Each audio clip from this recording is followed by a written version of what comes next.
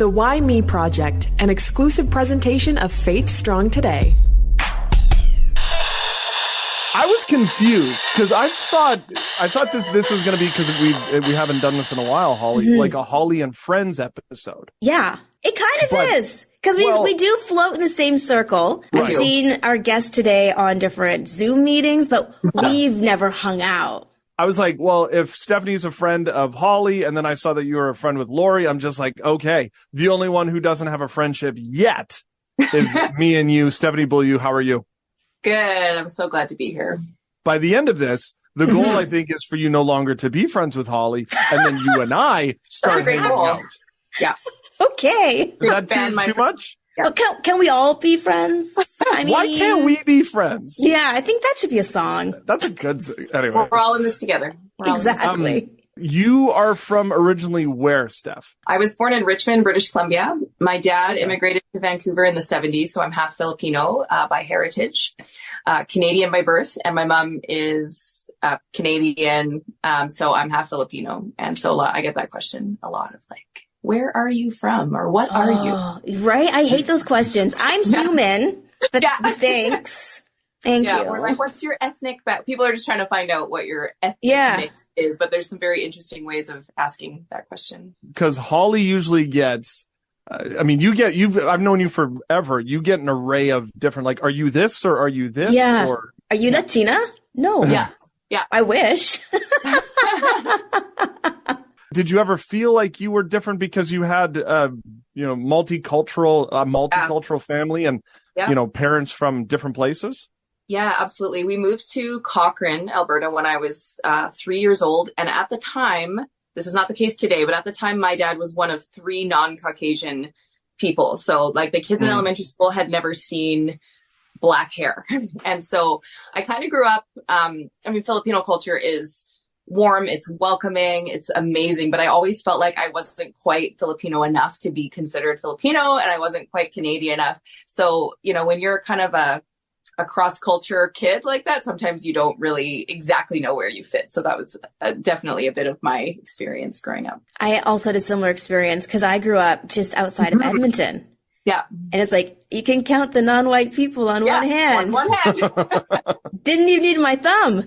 I don't know. Like for me, it made me on an earlier level, an earlier age, and trying to figure out who I was and my identity.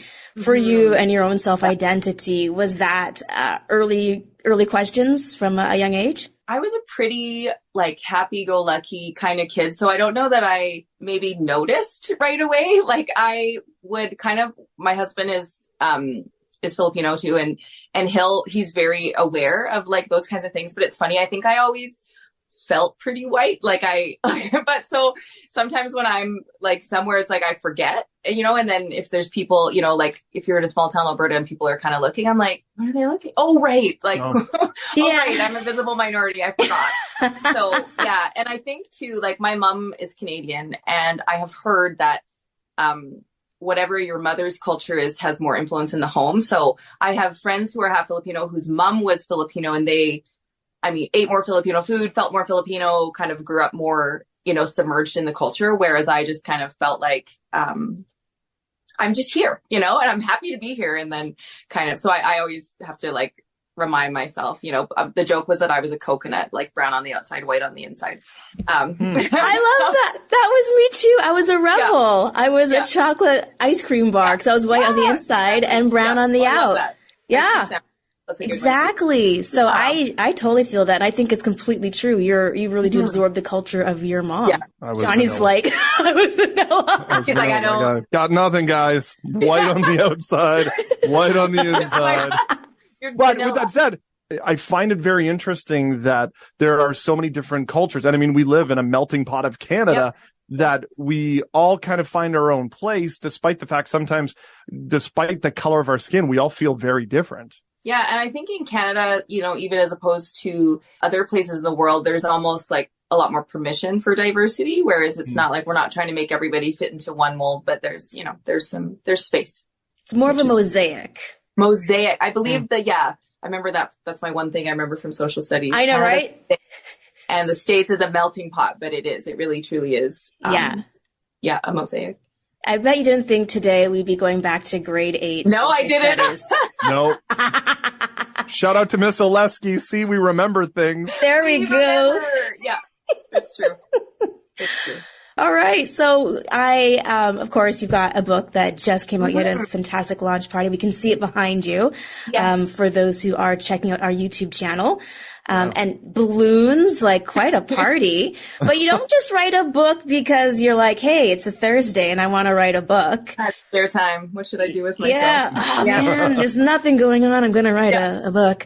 Let's talk about some of those life experiences that led up to writing this book. I know you and your dad are very close. Yeah. So, my dad and I were pretty close growing up, and he had 4 girls. And he just always wanted a son, but he always said he was happy that he got basketball players at least. There you go. And that's like Filipino culture is like, you must play basketball. So, I guess my why me moment would have been May 5th, 2008. And my dad called me that day and he said,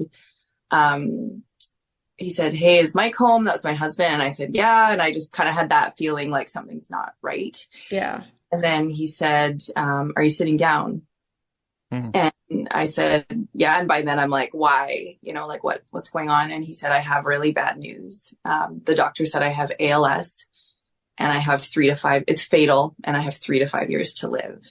And that was just this like, what? Like, he had been having this weakness in his finger since the previous January. And we thought, he'll go to the doctor, they'll diagnose it, they'll give him medicine, he'll get better. Maybe it's carpal tunnel or arthritis or something like that. And just never in a million years did I expect that kind of news. So that was really a earth shattering, like, and then you start, why me, why this, why now, why us, why our family. So that was a really big, proponent in the story, living the story first, of course, before writing it. Mm-hmm. Where was he at the time? He was living in Calgary. We were living in Lethbridge. I was like newlywed. We'd been married like 9 months. I was going to school. And when you're an adult, like a young adult, there's this, transition period where you're kind of switching from being like a kid to being like friends with your parents. And we were just kind of coming into that. And I remember a couple times that year he had called and I, after a couple minutes, I'm like, Dad, why are you calling? And he's like, I just want to see how you're doing, And so just that like, oh, we're there now. It's not like I'm home for dinner every night and now you care about my life, right? And you want to know what's going on. And so that was kind of the phone call I sort of expected once, a week or once every couple weeks. So this one just really, really took me by surprise. Your relationship with your parents, were you guys pretty close? Yeah. So my dad I didn't really realize this till I was writing the book, but my dad was like a brand new believer. Like he got saved when I was 4 months old. So I never knew him like pre-Jesus. But I heard stories, like stories that I was like, I don't think so. A dad? My dad's a pastor. I don't think that's real. And, but one of the things, like looking back, I could always just be really real with him. Like I remember this season, he eventually went into ministry and he was really busy and I was probably junior high and he would drive me to school. And this one day he was like, Steph, what's new in your life? And I was like staring out the window, like arms crossed. And I was normally just like, chatty. And I looked at him and I said, you never have any time for me anymore. And now you want to know what's new in my life? And just like fire. Like I was probably, 14, just angry. And, but he never was like, how dare you speak to me like that, young lady? Like he just was really humble and really approachable. And so that always lent itself to, I couldn't speak my mind with everybody, but I could always, with my dad, just kind of like let out whatever was there. And it was just never met with judgment. So that was kind of the back and forth, kind of that we had, in our relationship. You say that your dad became a Christian and you were just a wee little baby. Yes. When did your journey with your faith begin? Yeah. I was the rebel age of 8. I always kind of joke. So my parents, I knew they had these really dramatic conversion stories. And so growing up, I always thought like, I don't have a story. Like, it's just really boring. It's not like I was like running with the wrong crowd on the wrong side of the track,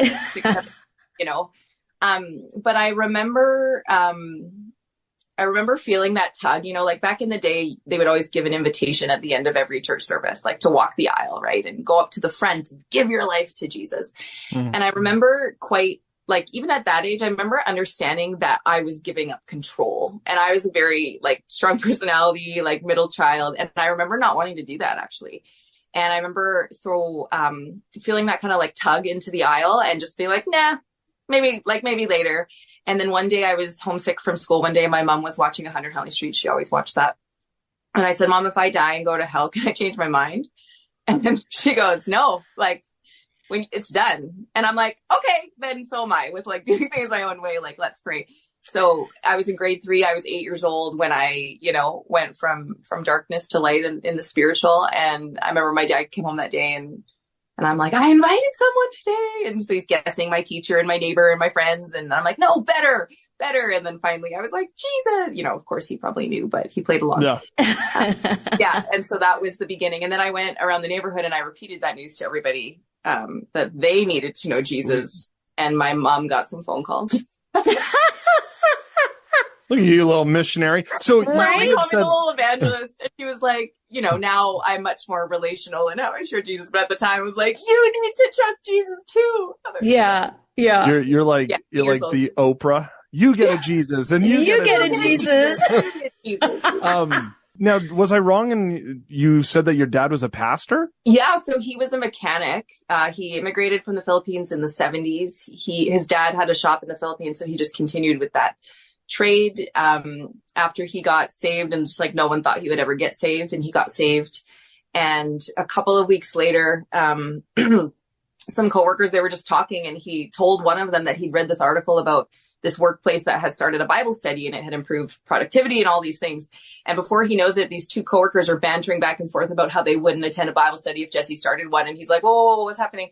And before he knew it, there was a sign on the break room wall that said, Bible study 6 a.m., Jesse's bringing donuts. And he's like, what just happened? So he was like a 4-week-old Christian, and like doing this early morning Friday Bible study. And over the course of about a year and a half, I think, just barely knew anything, but giving away what he now knew. And then one day the Lord spoke to him and just said, this is your training ground. And he was like, training for what?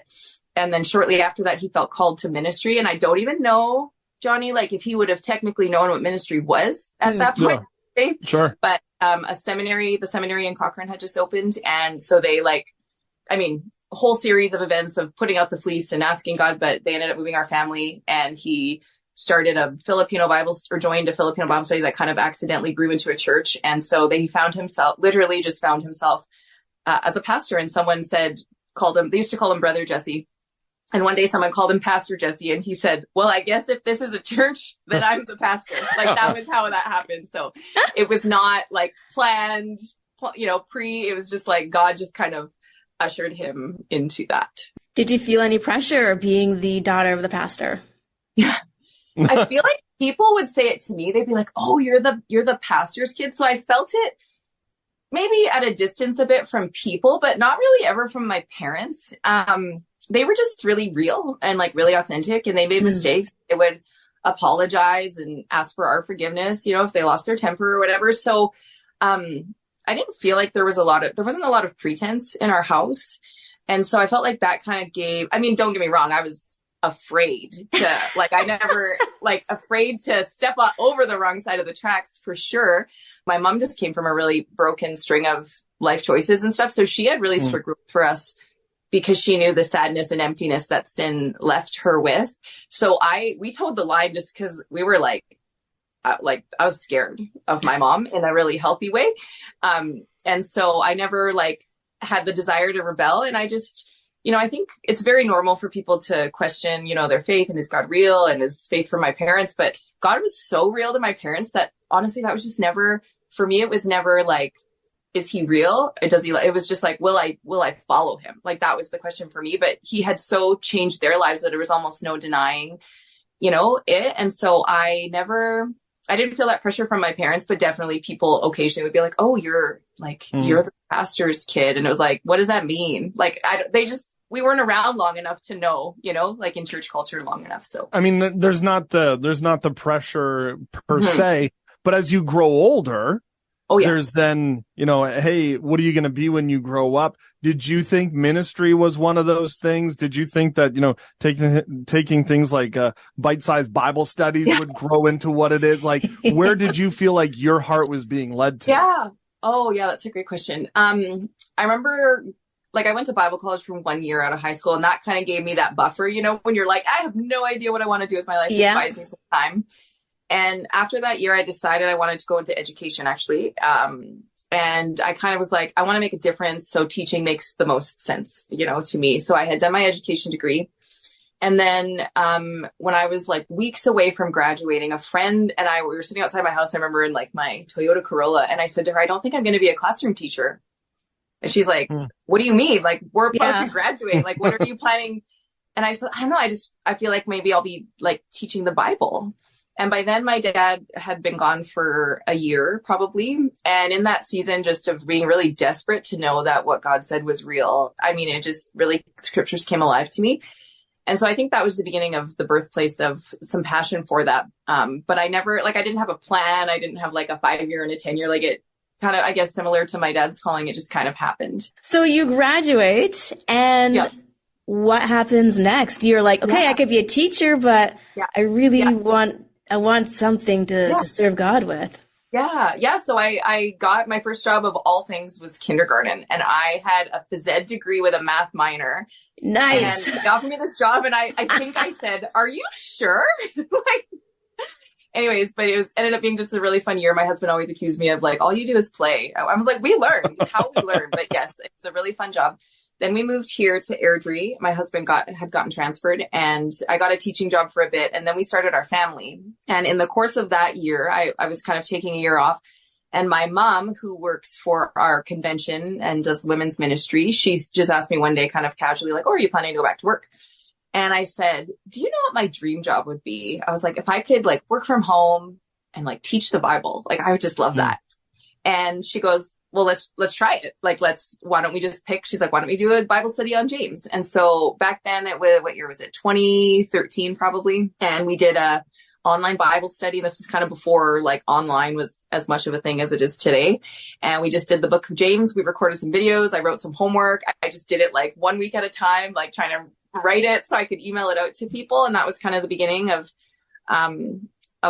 writing Bible study. And then after that, some speaking invitations just started to come, and then a couple more Bible studies. And then all of a sudden you're like, oh, it's been 10 years. Here we are. And I'm not exactly sure how it happened, other than God opens the door and kind of ushers you through it when he wants to, and when you're willing to say yes. It's so true. You blink and suddenly a decade has passed. But you've learned so much in those 10 years. What were some of your takeaways from starting with just, James and trying to have something for people to now? Couple things. One, I remember one point just feeling really overwhelmed by the online world, and do we go here, there, which people, there's so much out there. And I remember God saying to me, start at home, start with the women who are in your living room on Tuesday morning. And so I remember always having this, to know that this thing works. It can't just be me and these online people. I need to see, and work some of these things out in real life. And then you can take that and, kind of apply it a little bit wider. And so I think because of that, just kind of being committed to real people, real life. I think when I do go and speak, even if it's an audience I don't know, there's somebody with this story in the audience, and there's someone struggling with shame in this way here. And so it's my, 10 or 12 closest friends for me represent the women. When I go out and minister to, I know that it's them I'm still talking to, even though they're kind of different. So that would be one, the home is the hardest place to do ministry, honestly, your own family. Your own people, because they see the day in the day out. You fly in for a weekend and people are like, oh, you're the speaker, and they think you're special, and you're like, trust me, look at my minivan, you'll know that it looks just like yours, and I don't know how to cook chicken for the 27th time. Life is just really ordinary and normal and stuff. But I think keeping it real with real life people is really important. And one, I always kind of had this idea that once God was using me or would call me, that I'd have a few more things in my life worked out or more organized, like be better at, all these things. And God just always calls me to just be really real. And lots of times, just this last weekend, my mom and I were speaking to a group of women in Texas, and we were talking about how, we don't just want to share the stories of things God did 15 years ago. Like we want this thing to be fresh. Like what happened 15 minutes ago? And conveniently, I had missed my flight, like going down there. So I had some fresh, like, when I said I will only ever give you grace because I always need it. Just like, real life, not in a, like this one time, a really long time ago, I used to have a hard time with this thing or this struggle. I think it's just keeping it really real and trusting that in the midst of like messiness and everyday life, that God is still who he says he is. And then just being able to testify to that, I think has been really important for me in Bible study, keeping it real. There's a lot of questions that I'm going to have that I'm going to try to find ways to navigate through it. But I think one of the first ones that I do want to ask is Anything But Ordinary is out officially now. You can pick it up. Why did you decide to write the book? Yeah, great question.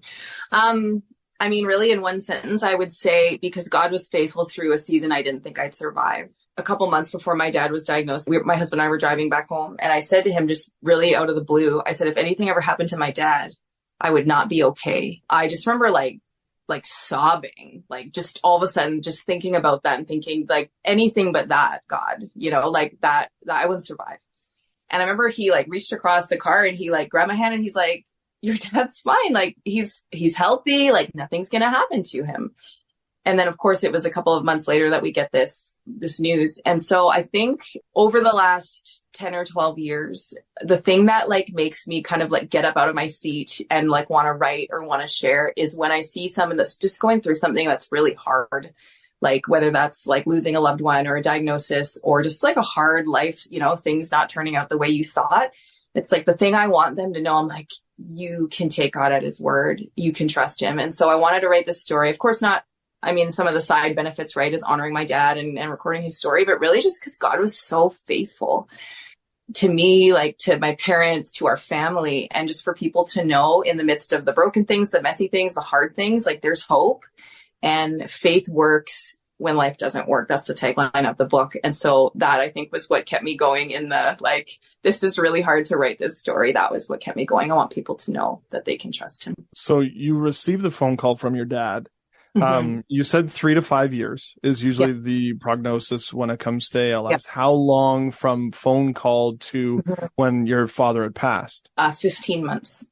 Oh, yeah. So, and this is where I want to weave in through this and be as, because I find some of this difficult. Do you think having a finality in the 3 to 5 years, for your dad, it was only 15 months. Does it change your perspective of time? Oh, because you only had, what you thought maybe was 3 to 5, but was less than a year and a half. Yeah. Yeah. When my dad got the news from the neurologist, his first thought was, I'm going to see my Lord sooner than I thought. Oh, wow. It absolutely puts, like, I think when your life is going really well and things are easy, you just think like, I have all the time in the world. Things are great. And I don't really think that we actually long for heaven.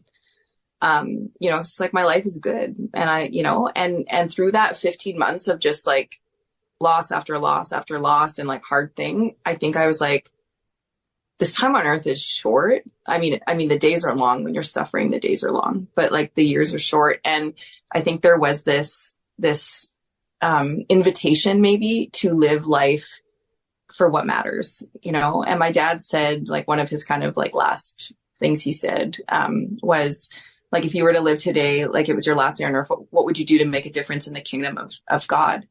And just that, right? Like, okay, so today I have my list of things to do and I got to pick up the kids and drop, but like what actually is going to matter in eternity? And I think when you begin to live your everyday life through that lens of like, these 3 things remain: faith, hope, and love. Like, is anything that I'm doing to do with any of those 3 things? Because really that's the only thing that's going to matter, and we lose sight of that. I lose sight of that so easily. So I think it absolutely, when it was like, you have 3 to 5 years, which became 15 months, it was like, okay, what matters? And it was like faith and family. Honestly, that was kind of it. And in a way it simplified life was like, what are you doing this weekend? I'm going home to like spend time with my dad because I don't know how many weekends we have left. And it just made things really simple. It was like, be present with God and present with the people you love. And really like everything else is details. How did walking with your dad to his new beginning help you grieve once he was gone? Actually, that's an interesting question. Or did it not help? It did and it didn't. It was so fast in hindsight. So here I am, 2020, October 2020. And I'm like, I realized that this title I've had in my heart for a couple of years, this is my dad's story. And I start writing. It was like slowing everything down. If I had a bucket to collect all the tears, like I cried when I sat down to the computer. I mean, like I'd be swimming in this room right now. But I think actually writing the book was more of my grieving journey. Like it was so fast. And when you're in those really hard things and they're going really fast, you're like, just make it through. And yeah, there was like pockets of grief and tears, of course, but like just in a deeper way. Like I think it was harder. Like writing the book was a deeper level of grief and tears and anger. Like there was a lot of things that just hadn't really come out for me before. And it was, I think I did more grieving writing the book probably than I did when my dad was alive, because it was just so fast. And so I think the Lord was gracious in that way of just like slowing it down for me and just being with me as I processed and kind of went through it. It's a weird one, but how are you with phone calls? And I ask you that because when I had, when my brother-in-law was killed in a car accident, we got a random phone call at a random time when my dad suffered a massive heart attack. It was late at night and it was, so you know what I mean? You get this phone call from your dad and you're like, there's something wrong. Sometimes when the phone rings, I'm like, I don't want to calling and I don't want to answer it. Yeah. What's happening? Yeah. That's actually, I haven't really thought about that. It's funny because we don't text a ton anymore, call. Like now, the phone, like now we, like we text. So I don't think I have as much of those. I don't think I did actually. I'm trying to think now if I think that was the only really hard phone call I had ever gotten. So I think for me, more of the triggering thing would be like when I have a twitch or I feel weak in my finger. Like for me, it's more the, like when something doesn't feel right in my body or like in my kid, I think it's more the health related things for me. That's like, oh no, rather than, does that make sense? Rather than absolutely. We all have triggers. Yeah. I guess Johnny's is the phone. Yeah. But don't call me. Why are you calling? I will never call you. No. It's fine. It's just when it's the weird times when you don't expect it. Yeah. That's when I'm like, what's going on? What's wrong? Because you call me at like 6, 7, 8, 9 in the morning when I'm up. Okay. When you're calling me at 2, I'm assuming there's something not good. Yeah. Wrong. Yeah. And you're like, and it's just that like, and there are those things that make you go like, and I think for me, it's like something that was anything remotely close to what my dad was feeling in his symptoms. For me, that's the, like, that's the one. Yeah. Yeah, absolutely. You'd mentioned about your why me moment already, about the call and like, why is this happening? But, sometimes we go through different kinds of why me moments. Now that you have walked and are walking the journey of grief, because I don't think you ever stop personally. No. It just changes. It looks different from day to day. I still can't listen to Kirk Franklin's Smile without getting really sad and missing my grandma. So like we all have like these, and it's such a happy song. Like it's a great tune. You at a party with friends, they play it. I'm like, oh, I'm so sorry. I'm sorry. I'm so happy right now. I'm smiling. Yes. Happy tears. Oh my gosh. But kind of coming now through the other side, quote unquote, you've got the book, it's in your hands. Have you ever experienced the why me moment on the other side of things where you feel humbled? Yeah. I think like writing this book, like getting to the privilege of like teaching the word, to like groups of women. It's like one time my mom and I were on a plane together to Abbotsford going to do a leadership conference. And I'm like, how did we get here? Like, what, how did we get to this place of like having this privilege, you know, like to serve God and to, you know, get to teach women. And so we were both just kind of marveling at the goodness of God in the midst of, you know, brokenness and all these things. So, you know, I think sometimes there's the, like, God, why would you trust me to steward this message? Or, you know, and honestly, like, I don't have an answer. I think sometimes all we get is, you know, because you're willing to trust me and you're just willing to say yes, you know, and it's funny because those are really simple things, but a lot of people are, you know, like afraid to do them. And when I started writing this book, like I'd never written a book proposal. I had never like submitted anything to an edit. Like, I mean, I just felt like God was like, write the book. So I was like, okay, I'll just write the book. And so I wrote the book, and then I'm like, well, now what? Like, so I gave it to some people to read and was like, tell me what you think and I'll, you know, tweak. And 10 people were like, it's awesome. And 2 people were like, yeah, it's a good first draft. You know, you need to give it a rigorous edit. And I was like, I don't know how to do that. And, I remember just feeling stuck and like, I don't know what to do next with this book. Like, I know I need to get this out. Everyone's like, when's the book going to be done? And I'm like, I wish I could tell you. And then a friend called me about a year ago in March, and she said, hey, there's this rep from Word of Life Press was in my mom's bookstore. They have this contest. I think you should enter. It's for unpublished finished manuscripts. And so then I was like, okay, well, that's what I got. And apparently it does need a pretty rigorous edit. So God just like, you know, I think sometimes we get ahead of like, okay, what's step 2, 3, and 4? And he's like, just do 1. Like I told you to write the book, and then I'll tell you what to do next. And then I'll tell you what to do next. And then I'll tell you what to do next after you do the last thing I told you to do. And so I think in everything, it's just, you know, an invitation to walk by faith. Anything but ordinarybook.ca at everydaytruth.ca. Steph, this has been amazing. Thank you for taking some time and sharing your heart. Yeah. Thanks so much for having me. I do love that she wanted to utilize this book though to honor her father. Yeah. And that's kind of, you know, I'm blessed still to have both my parents and my in-laws that I've never had to think about that. Mm-hmm. And hopefully I still have a ton of years with them, but I just love that she wanted to do something to honor him. Yeah. And what a legacy he has left, not just for his daughters, but also the grandkids. Yeah, very cool. So appreciate Steph or Stephanie for taking the time, hanging out with us. And we appreciate you for taking the time and listening to our podcast each and every week. Yes, thank you so much. And thank you for your comments and your encouragement and your suggestions of possible guests for Why Me Project. So keep those coming. And then, of course, you can always follow us on all the socials. And share with your family about the podcast. I don't know, I'm feeling like I'm begging. Please. We're not begging, we're just begging. But what I've loved is when you've heard something and you know it's going to encourage someone else and you send the link to encourage them. We want to be able to be a tool for you to use. Consider us your Why Me resource. And don't forget, you could check out places like Apple Podcast, Spotify, or faithstrongtoday.com.